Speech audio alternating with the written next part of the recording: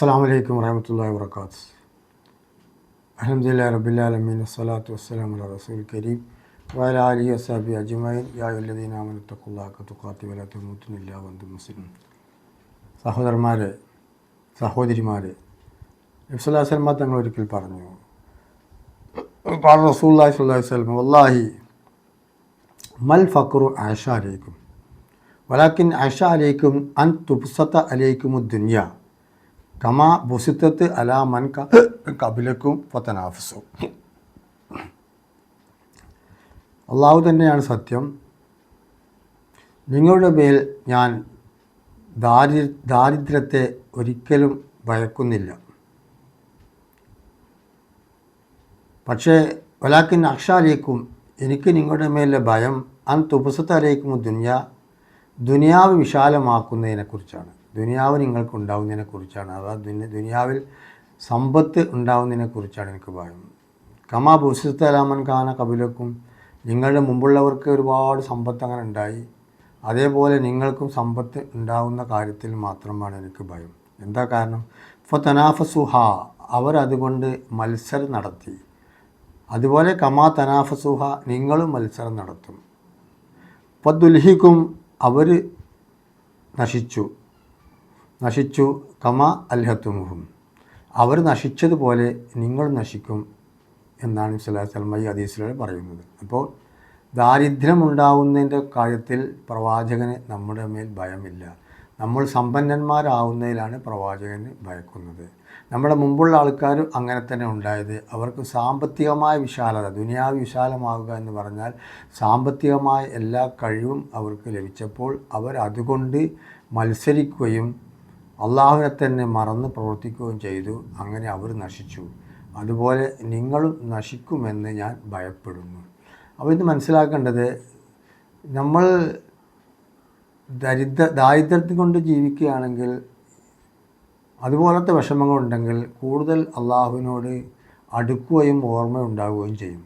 സമ്പത്ത് കൊണ്ടാണ് മനുഷ്യൻ നശിക്കുക എന്നാണ് ഇന്ന് മനസ്സിലാക്കുന്നത്.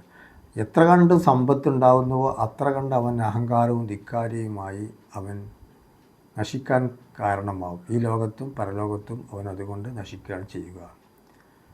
നമുക്കറിയാവുന്ന ചരിത്രമാണ്.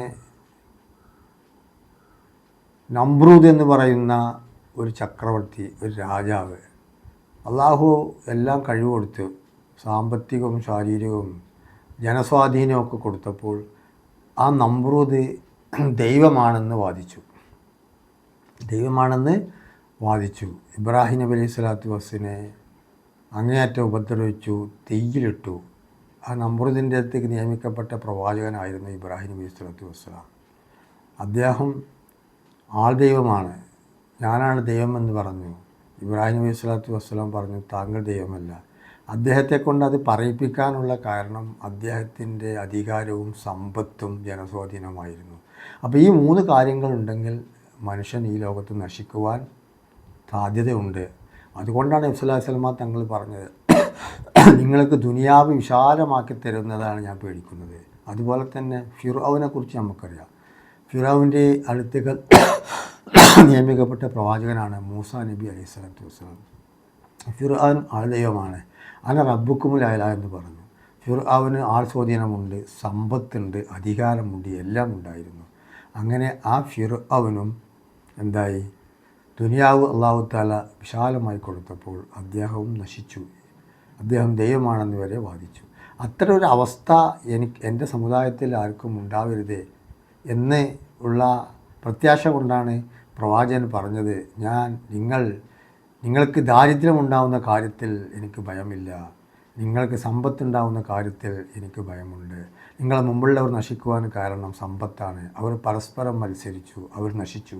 അതുപോലെ നിങ്ങളും പരസ്പരം മത്സരിക്കും. ഇപ്പോൾ തനാഫസിൽ മുത്തനാഫിസുന്ന, ഇന്ന് മത്സരമില്ലാത്ത ഒരു മേഖലയുമില്ല. കുടുംബം, അയൽവാസികൾ, നാട്ടുകാർ, ആരൊക്കെ, രാജ്യങ്ങൾ പോലും മത്സരത്തിലാണ്. ഒരു രാജ്യം ആണവായുധം അതുപോലത്തെ എന്തെല്ലാം വാരിക്കൂട്ടുന്നുണ്ടോ ആ രാജ്യത്തെ മറികടക്കാൻ വേണ്ടി മറ്റു രാജ്യങ്ങളും സാമ്പത്തികവും എല്ലാ നിലക്കും ഉയരണമെന്നുള്ള വാശിയിലാണ് ഇന്ന് ലോക രാഷ്ട്രങ്ങൾ മുഴുവനും. അങ്ങോട്ടും ഇങ്ങോട്ടും ഒരു നിലക്കല്ലെങ്കിൽ മറ്റൊരു മേഖലയിൽ വാശി ഉണ്ടാകുന്നു. നമ്മളും അത്തരത്തിലുള്ള വാശിയിലാണ്. കുടുംബത്തിലെ കുടുംബാംഗങ്ങൾ, അയൽവാസികൾ, അത് അത്തരത്തിലുള്ള വാശി നമുക്കുണ്ടാവുന്നത് ധനത്തിനോടുള്ള അത്യാഗ്രഹം കാരണമാണ്. അള്ളാഹു നമുക്ക് നൽകിയ അനുഗ്രഹം നമ്മൾ എപ്പോഴും ആലോചിക്കണം. മേൽപോട്ട് ആലോചിക്കാതെ കീഴ്പോട്ട് ആലോചിക്കാനും സലാസലമാത്ത് ഉന്തുറുവില അസ്ഫലമെങ്കും വലാ തന്ത്രുവില ആയിലാമെങ്കും, നിങ്ങളെക്കാൾ ഉയർന്ന പദവിയിലേക്ക് നിങ്ങൾ നോക്കാതെ താഴ്ന്നവരിലേക്ക് നിങ്ങൾ നോക്കണം. അപ്പോൾ നമുക്ക് ഈ ധനത്തിനോടുള്ള ഈ ആർത്തി നമുക്ക് ഉണ്ടാവാൻ പാടില്ല. അത് നമ്മളെ നാശത്തിലേക്ക് മാത്രമേ നയിക്കുകയുള്ളൂ. നബി സ്വല്ലല്ലാഹു അലൈഹി വസല്ലം തങ്ങളുടെ കാലത്ത് നബി സ്വല്ലല്ലാഹു അലൈഹി വസല്ലം തങ്ങളുടെ ഏറ്റവും ഇഷ്ടപ്പെട്ട എല്ലാ സമയത്തും പള്ളിയിൽ ഉണ്ടായിരുന്ന ഒരു സഹാബിയാണ് സഅലബത്ത്. എല്ലാ സമയവും പള്ളിയിലുണ്ടാവും, പക്ഷേ അദ്ദേഹം ഭയങ്കര ദരിദ്രനായിരുന്നു. ഒരിക്കൽ നബി സ്വല്ലല്ലാഹു അലൈഹി വസല്ലം തങ്ങളോട് ആ സഹാബി പറഞ്ഞു, നബി, എനിക്ക് ഭയങ്കരമായ ദാരിദ്ര്യമാണ്, കഷ്ടപ്പാടും വിഷമവും ബുദ്ധിമുട്ടാണ്, അതുകൊണ്ട് എനിക്കൊരു അനുഗ്രഹത്തിന് വേണ്ടി നിങ്ങൾ പ്രാർത്ഥിക്കണം. അപ്പോൾ നബി സ്വല്ലല്ലാഹു അലൈഹി വസല്ലം തങ്ങൾ പറഞ്ഞു, അത് വേണോ സഅലബത്തെ? ആ അനുഗ്രഹം എനിക്ക് ഉണ്ടാകും, പക്ഷേ അള്ളാഹുവിനെ താങ്കൾ മറന്നു പോകും, അതുകൊണ്ട് അത് വേണോ? അല്ല, എനിക്ക് കുറച്ച് അനുഗ്രഹത്തിന് നിങ്ങൾ പ്രാർത്ഥിക്കണം. പ്രാർത്ഥിക്കാൻ പറഞ്ഞത് സഹാബി സഅലബത്ത്, പ്രാർത്ഥിക്കുന്നത് നബി സ്വല്ലല്ലാഹു അലൈഹി വസല്ലം തങ്ങൾ. സഅലബത്തിന് അനുഗ്രഹം ചെയ്യാൻ വേണ്ടി നബി സ്വല്ലല്ലാഹു അലൈഹി വസല്ലം തങ്ങൾ പ്രാർത്ഥിച്ചു. പ്രാർത്ഥന അള്ളാഹു തആല സ്പോട്ടിൽ തന്നെ സ്വീകരിച്ചു. സഅലബത്ത് അടിക്കടി വർദ്ധിച്ചു, സമ്പന്നനായി. സഅലബത്ത് ചെയ്യുന്ന എല്ലാ വ്യവസായത്തിലും വ്യാപാരത്തിലും ഒക്കെ ലാഭം. അങ്ങനെ സഅലബത്ത് ആ നാട്ടിലെ വലിയൊരു പണക്കാരനാണ്. അത്ര ആടുമാടുകളും എല്ലാ മേഖലകളിലും സമ്പത്ത്, ആ കാലത്ത് എന്തെല്ലാമാണോ സമ്പത്തിൻ്റെ വിഭവങ്ങൾ, അതിൻ്റെയൊക്കെ ഉടമസ്ഥനായി. പള്ളിയിൽ നിന്ന് പോകാത്ത സഅലബത്ത് മഗ്‌രിബിക്ക് ഇശാക്കും മാത്രം വരും, പകലുമില്ല, ദുഹർ അസ്റുമില്ല, സുബഹിയില്ല. അങ്ങനെ വന്നപ്പോൾ തന്നെ നബി സ്വല്ലല്ലാഹു അലൈഹി വസല്ലം തങ്ങൾ ശ്രദ്ധിക്കാൻ തുടങ്ങി. സഅലബത്ത് ദുനിയാവിൽ അങ്ങോട്ട് മുഴുകി. അദ്ദേഹത്തിൻ്റെ സമ്പത്തിൻ്റെ കണക്കും കാര്യങ്ങളൊക്കെ നോക്കുക, അദ്ദേഹത്തിൻ്റെ കുറേ പണിക്കാരും ജോലിക്കാരൊക്കെ ആയി. സമയത്ത് പള്ളിക്ക് വരൽ മാറി. മഗ്‌രിബും ഇശാക്കും വന്നിരുന്ന സഅലബത്ത് മഗ്‌രിബിക്കും ഇശാക്കും വരൽ മാറി. നബി സ്വല്ലല്ലാഹു അലൈഹി വസല്ലം തങ്ങൾ താക്കീത് ചെയ്തപ്പോൾ പറഞ്ഞു, പ്രവാചകരെ, ഞാൻ ഇപ്പോൾ ചെയ്യുന്ന എല്ലാ പരിപാടിയും എൻ്റെ അടുത്തുണ്ടാവും. ഞാൻ സമയത്ത് പള്ളിയിൽ വരും, ജമാഅത്തായി നിസ്കരിക്കും, എനിക്ക് സമ്പത്ത് തന്നാൽ ഞാൻ ദീനിന് വേണ്ടി ചിലവഴിക്കും, പാവങ്ങൾക്ക് ചിലവഴിക്കും, അള്ളാഹുവിനോട് ഏറ്റവും വലിയ നന്ദിയുള്ളവനായിരിക്കും. പ്രവാചകരെ, അങ്ങ് എനിക്ക് വേണ്ടി പ്രാർത്ഥിക്കൂ എന്ന് പറഞ്ഞിട്ടാണ് പ്രാർത്ഥിച്ചത്. അനുഗ്രഹം ഉണ്ടായപ്പോൾ എല്ലാം മറന്നു. നിസ്കരിക്കലില്ല, പള്ളിയിൽ വരാറില്ല. അങ്ങനെ സക്കാത്ത് നിർബന്ധമാക്കിയ ആയത്തിറങ്ങി. നബി സ്വല്ലല്ലാഹു അലൈഹി വസല്ലം തങ്ങൾ എല്ലാവരുടെ ഭാഗത്തു നിന്നും സക്കാത്ത് ശേഖരിക്കുകയാണ്. അങ്ങനെ ആ കൂട്ടത്തിൽ അന്ന് മദീനയിലുള്ള സമ്പന്നന്മാരുടെ പട്ടികയിൽ സഅലബത്തും സ്ഥാനം പിടിച്ചു. സഅലബത്തിനടുത്തേക്ക് സക്കാത്ത് പിരിക്കേണ്ട തൊഴിലാളികൾ ചെന്നു. അപ്പോൾ പറഞ്ഞു, എന്താണ് സംഭവം? എനിക്കറിയില്ലല്ലോ, അങ്ങനെ സംഭവം ഉണ്ടോ? ഉണ്ടെങ്കിൽ നിങ്ങൾ മറ്റുള്ളതൊക്കെ പിരിച്ചിട്ട് ഇങ്ങോട്ട് വരും, അപ്പോൾ നമുക്ക് ചെയ്യാമെന്ന് പറഞ്ഞു. അങ്ങനെ അവർ പോയി നബി സ്വല്ലല്ലാഹു അലൈഹി വസല്ലം തങ്ങളോട് പറഞ്ഞു. എല്ലാം കഴിഞ്ഞ് നബി സ്വല്ലല്ലാഹു അലൈഹി വസല്ലം തങ്ങൾ ഒരു എഴുത്ത് കൊടുത്തയച്ചു. സഅലബത്തിൻ്റെ അടുത്തേക്ക് പറഞ്ഞയച്ചു. സഅലബത്ത് ഇത് വായിച്ചിട്ട് പറഞ്ഞു, ഇത് വല്ലാത്തൊരു നികുതിയായി പോയല്ലോ, എനിക്ക് കുറച്ച് സമ്പത്തുണ്ടായപ്പോഴേക്കും സക്കാത്തും നികുതിയും എല്ലാം ഉണ്ട്, നിങ്ങളിപ്പോൾ തൽക്കാലം പോയി മാറി നിൽക്കുകയും നമുക്ക് പിന്നീട് ആലോചിച്ച് തരാമെന്ന് പറഞ്ഞു. എല്ലാം സഅലബത്ത് മറന്നു. അതാണ് നബി സ്വല്ലല്ലാഹു അലൈഹി വസല്ലം തങ്ങൾ പറഞ്ഞു, വലാക്കിൻ അഖ്ഷ അലൈക്കും അൻ തുബ്സത അലൈക്കും, നിങ്ങൾക്ക് സമ്പത്തുണ്ടാവുന്ന കാര്യത്തിൽ ഞാൻ ഭയപ്പെടുന്നു. ഞാൻ മൽ ഫഖ്റു അഖ്ഷ അലൈക്കും, നിങ്ങൾക്ക് ദാരിദ്ര്യമുണ്ടാവുന്ന കാര്യത്തിൽ ഞാൻ ഭയപ്പെടുന്നില്ല. സഅലബത്തിന് പറ്റിയ എന്താണ്? ദാരിദ്ര്യമുണ്ടായ സമയത്ത് എപ്പോഴും പള്ളിയിലെ മാടപ്രാവ് എന്നേ പറഞ്ഞത്. പള്ളിക്ക് മാടപ്രാവ് ഉണ്ടാവില്ല, എല്ലാ പള്ളിയും നോക്കുകൊണ്ട് ചില പള്ളികളൊക്കെ മക്കത്തും മദീനത്തും ചെന്നാൽ ഇഷ്ടംപോലെ മാടപ്രാക്കളാണ്. അതേ ഒരു ഓമനപ്പേരായിരുന്നു, യഥാർത്ഥ പേര് ആർക്കും അറിയില്ല. അങ്ങനത്തെ സഅലബത്ത് പിന്മാറി, കരാറുകൾ ലംഘിച്ചു. സത്യത്തിൽ യഥാർത്ഥത്തിൽ സഅലബത്ത് മുനാഫിക്കായി. വിശുദ്ധ ഖുർആൻ സൂറത്ത് തൗബയിൽ പറയുന്നു, വമിൻഹും മൻ ആഹദല്ലാഹ ലൈൻ അതൈനാ ഫളിഹി വലനസദ്ദഖന്ന വലനകൂനന്ന മിനസ് സ്വാലിഹീൻ. അവരിൽ നിന്നൊരാൾ, മൻ എന്ന ഒരാൾ പറഞ്ഞു. എന്താ പറഞ്ഞത്? ആഹദല്ലാഹ, അള്ളാഹുവിനോട് കരാർ ചെയ്തു. ലഇൻ ആതൈനാ മിൻ ഫളിഹി, ലഇൻ ആതൈനാ മിൻ ഫളിഹി, അള്ളാഹുവിൻ്റെ അനുഗ്രഹത്തിൽ നിന്ന് എനിക്ക് എന്തെങ്കിലുമൊക്കെ നൽകുകയാണ്. ലന്ന സ്വദ്ദഖന്ന, തീർച്ചയായും ഞാൻ സദക്ക ചെയ്യും. വലനകുന മിന സ്വാലിഹീൻ, സ്വാലിഹീങ്ങളിൽ തന്നെ പെട്ടവനായും. അള്ളാഹു എനിക്ക് അനുഗ്രഹം ചെയ്താൽ നബിയെ ഞാൻ എല്ലാം കൊണ്ടും ഈ പറയുന്ന രൂപത്തിൽ സദക്ക ചെയ്യും, സൽക്കർമ്മങ്ങൾ ചെയ്യും, പള്ളിയിലൊക്കെ സമയത്തൊക്കെ ഉണ്ടാകും, ഞാൻ സ്വാലിഹീങ്ങളിൽപ്പെട്ട ആൾ തന്നെ ആയിരിക്കുമെന്ന് വാഗ്ദാനം ചെയ്തു. അതിൻ്റെ അടിസ്ഥാനത്തിൽ അള്ളാഹു തആല അനുഗ്രഹം ചെയ്തപ്പോൾ മുനാഫിക്കായി. അതിനെ സംബന്ധിച്ചാണ് പരിശുദ്ധ ഖുർആനിലെ അവതരണം. ഫലമ്മ അതാഹു മിൻ ഫദ്ലിഹി, അങ്ങനെ അള്ളാഹുവിൻ്റെ അനുഗ്രഹം നൽകിയപ്പോൾ ബഖിലു ബിഹി, ലുബ്ധനായി. ബഖിൽ എന്ന് പറഞ്ഞാൽ പിശുക്കെന്നർത്ഥം. അള്ളാഹു ചെയ്ത അനുഗ്രഹത്തെ തൊട്ടൊക്കെ സഹലബത്ത് പിശുക്കനായി. ഫതവല്ലൗ ഹും മുഅ്രിദൂൻ, അതുമാത്രമല്ല അതിൽ പിശുക്ക് കാണിക്കുകയും അവഗണിച്ചുകൊണ്ട് അവർ തിരിഞ്ഞു കളയുകയും ചെയ്തു. പിശുക്ക് കാണിച്ചു, അതിന് പിന്തിരിഞ്ഞു, എന്തെല്ലാം അതിന് മാറാൻ പറ്റുമോ ആ രൂപത്തിലൊക്കെ അതിൽ നിന്ന് പിന്തിരിഞ്ഞ് മാറുകയും ചെയ്തു. ഇതേപോലെ ചെയ്ത കരാറൊക്കെ ലംഘിച്ചു. സമ്പത്ത് കിട്ടിയപ്പോൾ എല്ലാം മറന്നു, റസൂലുള്ളാഹിനെ മറന്നു, അള്ളാഹിനെ മറന്നു, എല്ലാം കഴിഞ്ഞു പോയ എല്ലാ വിഷമങ്ങളൊക്കെ മറന്ന് ഞാൻ വലിയൊരു സമ്പന്നനാണ്, ഇപ്പോൾ പല പുതിയ നിയമങ്ങളെ കൊണ്ടൊക്കെ എന്നെ സമീപിക്കുകയാണ് എന്നാണ് പറഞ്ഞത്. വഅഖബഹും നിഫാഖൻ ഫീ ഖുലൂബിഹിം ഇലാ യൗമ യൽഖൗനഹു ബിമാ ഖലഫുല്ലാഹ മാ വഅദഹു വബിമാ കാനൂ യക്സിബൂൻ. ഇതിൻ്റെ അനന്തരഫലമായിട്ട് അവരുടെ ഹൃദയങ്ങളിൽ മുനാഫിക്കീങ്ങളുടെ ലക്ഷണമായി. അദ്ദേഹം മുനാഫിക്കായി. നാളെ അള്ളാഹുവിനെ കണ്ടുമുട്ടുന്നത് മുനാഫിക്കായും കൊണ്ടാണ്. എന്തുകൊണ്ടാണ്? അള്ളാഹുവിനോട് ചെയ്ത കരാറ് ലംഘിച്ചതിൻ്റെ അടിസ്ഥാനത്തിൽ നാളെ സഹലബത്ത് മുനാഫിക്കായും കൊണ്ടാണ് അള്ളാഹുവിൻ്റെ കോടതിയിൽ അള്ളാഹുവിനടുക്കൽ ഹാജരാകുന്നത്. നമുക്കും അള്ളാഹു തആല നിഅമത്ത് ചെയ്താൽ നമ്മളും അത് അള്ളാഹുവിനെ മറന്ന് കളിച്ചാൽ നമ്മളും കാപ്പട്യത്തിൻ്റെ ആൾക്കാരായിരിക്കും.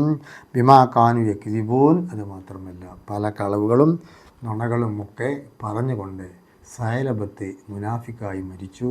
അള്ളാഹുവിന് മുമ്പിൽ മുനാഫിക്കായും കൊണ്ടാണ് സഹലബത്തിനെ നാളെ ഹാജരാക്കുക എന്ന് പരിശുദ്ധ ഖുർആനിലൂടെ സഹലബത്തിനെ പറ്റി ഇറങ്ങിയ ആയത്താണ്.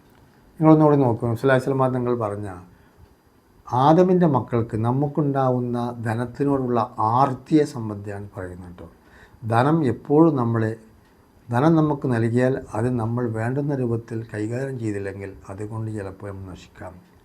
ധനം കൊണ്ട് ഈ ലോകത്ത് തന്നെ സ്വർഗം വാങ്ങിയ ആൾക്കാരാണ് അബ്ദുറഹ്മാൻ ഇബ്നു ഔഫ്, ഉസ്മാൻ ഇബ്നു അഫ്ഫാൻ, അബൂബക്കർ സിദ്ദീഖ് റളിയല്ലാഹു അൻഹു, ഉമർ ഇബ്നു ഖത്താബൊക്കെ. അവർക്കൊക്കെ അള്ളാഹു തആല ധനം കൊടുത്തപ്പോൾ ആ ധനം കൊണ്ട് ഇവിടുന്ന് തന്നെ അവർ ഇഷ്ടം പോലെ അള്ളാഹുടെ ദീനിനൊക്കെ ചിലവഴിച്ച് അവർ കൂടുതൽ അള്ളാഹുവിനോട് റസൂലിനോട് സ്നേഹിക്കുന്നവരായിരുന്നു. അപ്പോൾ അള്ളാഹുവിൻ്റെ പരീക്ഷണം രണ്ട് നിലക്ക് പരീക്ഷിക്കും. നിഖ്മത്ത് തന്നിട്ട് പരീക്ഷിക്കും. നിഖ്മത്ത് പറഞ്ഞാൽ വിപത്തുകൾ, ആപത്തുകൾ എന്നർത്ഥം. ഒരു നിഖാക്ക് പകരം അയിന് വരാൻ നിഅമത്ത് പറഞ്ഞാൽ അനുഗ്രഹം. നിഖ്മത്ത് അള്ളാഹുവിൻ്റെ പരീക്ഷണങ്ങളും വിപത്തുകളൊക്കെ. നിഅമത്ത് പറഞ്ഞാൽ അള്ളാഹുവിൻ്റെ അനുഗ്രഹം. അള്ളാഹുവിൻ്റെ അനുഗ്രഹം എങ്ങനെയായിരിക്കാം? സാമ്പത്തികമായി അനുഗ്രഹിക്കുക, ശാരീരികം, ആരോഗ്യം, അതുപോലെ തന്നെ ജനങ്ങളുടെ ഇടയിലെ സ്ഥാനമാനങ്ങൾ, അറിവ്, അതൊക്കെ നിയമത്താണ്. ഇതുകൊണ്ടൊക്കെ പരീക്ഷിക്കാം. നിഖ്മത്ത് എന്ന് പറഞ്ഞാൽ വളരെ ദാരിദ്ര്യങ്ങൾ, കഷ്ടപ്പാടുകൾ, രോഗങ്ങൾ, പാർപ്പിടമില്ലായ്മ, കഷ്ടപ്പാട്, ഇതിനൊക്കെ നമ്മൾ വിധേയമാകും. ഇങ്ങനെ നിഖ്മത്ത് തന്നാലും നിഅമത്തിന് വിധേയമായാലും കൂടുതൽ അള്ളാഹുവിനോട് അടുക്കുകയും കൂടുതലായിട്ട് അള്ളാഹ്ക്ക് ശുക്ർ ചെയ്യുകയും ക്ഷമ പാലിക്കുകയും ചെയ്യുക. നിഅമത്ത് തരുമ്പോൾ ക്ഷമിക്കുകയും നിയമത്ത് വരുമ്പോൾ കൂടുതലായിട്ട് അള്ളാഹുവിന് അടുക്കുകയും നിഖ്മത്ത് വരുമ്പോൾ ക്ഷമിക്കുകയും ചെയ്യുക. നിഖ്മത്തിന് ക്ഷമയും നിഅമത്തിന് ശുക്റും, ഈ രണ്ടെണ്ണം മറക്കരുത്. നിഖ്മത്ത് പരീക്ഷണങ്ങൾ, ബുദ്ധിമുട്ട്, അപ്പോൾ ക്ഷമിക്കുക. നിഅമത്ത് വരുമ്പോൾ അള്ളാഹ്ക്ക് അത്ര കണ്ട് ശുക്ർ ചെയ്യുകയും ചെയ്യുക. സ്വല്ലല്ലാഹു അലൈഹി വസല്ലം തങ്ങൾ പറയുന്നു, ഇതേപോലത്തെ ഒരു മനുഷ്യനെ സംബന്ധിച്ച് പറയാണ്, ലൗ അന്ന ഇബ്നു ആദമ വാദിയൻ മിന ദഹബി, ആദമിൻ്റെ മക്കൾക്ക് അല്ലെങ്കിൽ ഒരാൾക്ക് സ്വർണം കൊണ്ടുള്ളൊരു താഴ്വര, വാദി എന്ന താഴ്വര, ഒരു വലിയൊരു പ്രദേശം, അതിനാണ് വാദി എന്ന് പറയുന്നത്. അത്രയും സ്ഥലങ്ങളിൽ സ്വർണം അങ്ങോട്ട് കൊടുത്തു. അതിന് മനുഷ്യന് ഏറ്റവും വിലപ്പെട്ട സാധനം അന്നും ഇന്നും സ്വർണ്ണമാണ്. ആ സ്വർണ്ണം ഒന്ന് കൊടുത്താൽ തന്നെ അഹബ്ബ അൻ യകൂന ലഹു വാദിയാനി, ഒരു വാദി കൊണ്ട് താഴ്വര, എനിക്ക് ഇത്ര സ്വർണ്ണം ഉണ്ടെങ്കിൽ ഇതുപോലത്തെ 2 സ്വർണ്ണത്തിന് താഴ്വര ഉണ്ടെങ്കിൽ എനിക്ക് എത്ര സ്വർണം കിട്ടും, അങ്ങോട്ട് അത്യാഗ്രഹമാണ്. അപ്പോൾ മനുഷ്യന് ഈ അത്യാഗ്രഹം മാറുന്നത് എപ്പോഴാണെന്നറിയോ? വലൻ യംല ഉഫാഹു, അവൻ്റെ ഇല്ലാ തുറാബ്, അവൻ്റെ ഈ അത്യാഗ്രഹം മാറുന്നത് അവൻ്റെ വായയിൽ മണ്ണ് നിറയുമ്പോൾ മാത്രം. മണ്ണ് നിറയുക എന്നാൽ മരിച്ച് കവറിൽ കൊണ്ടുപോയി വെക്കുമ്പോൾ അവനെ മറ ചെയ്യുമ്പോൾ അവൻ്റെ വായിലൊക്കെ മണ്ണാണ്. എന്ന് വെച്ചാൽ മരിക്കുന്നത് വരെ മനുഷ്യൻ ഈ അത്യാഗ്രഹം ഉണ്ടാകും. അവൻ വയത്തൂബല്ലാഹു അലാമൻ താബഹു, പശ്ചാത്താപം അള്ളാഹു സ്വീകരിക്കും വരെ. അള്ളാഹുവിനോട് അവൻ പശ്ചാത്താപിക്കണം, എന്നാൽ അള്ളാഹു അത് സ്വീകരിക്കും. അതായത് മരിക്കുന്നത് വരെയും അവന് ഈ ഇതിനോടുള്ള ആഗ്രഹമുണ്ടാവും. 2 അത്യാഗ്രഹങ്ങളെ നബി തങ്ങൾ പറഞ്ഞത്, 2 അത്യാഗ്രഹങ്ങൾ ഉള്ള കാര്യത്തിൽ നമുക്ക് ഉണ്ടാകാൻ പാടുള്ളൂ. അൽ മൻഹൂമാനി യഷ്ഫ ആനി, മൻഹൂമും ഫിൽ ദുനിയ മൻഹൂം ഫിൽ ഇൽമ്. 2 അത്യാഗ്രഹം, ഒന്ന് ധനത്തിനോടുള്ള അത്യാഗ്രഹം, മറ്റൊന്ന് അറിവിനോടുള്ള അത്യാഗ്രഹം. അപ്പോൾ നമുക്കുണ്ടായിരിക്കേണ്ടത് അറിവിൻ്റെ പ്രാധാന്യത്തെക്കുറിച്ച് പഠിക്കേണ്ടതാണ്. അറിവിനോടാണ് നമുക്ക് അത്യാഗ്രഹമുള്ളത്.